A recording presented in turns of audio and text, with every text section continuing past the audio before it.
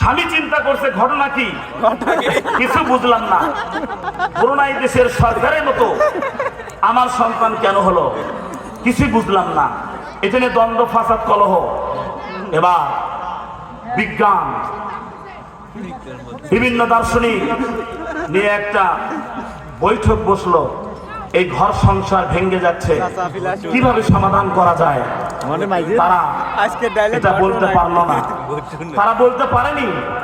কিন্তু মসজিদের ইমাম সাহেব, তাকে ডেকে নিয়ে আসা হলো যে ইমাম সাহেব, আপনি তো আলেম মানুষ, আপনি তো কাজী মানুষ, মেহেরবানি করে আপনি তথ্যটা একটু ভালো করে দেন যে এই বাচ্চাটা আমার মতো না হয়ে ব্রুনাই দেশের সরকারের মতো কেন হলো।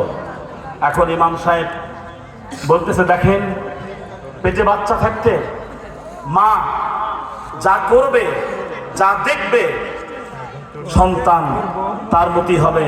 জোরে বলুন সুবহানাল্লাহ। এর আগে একটা ঘটনা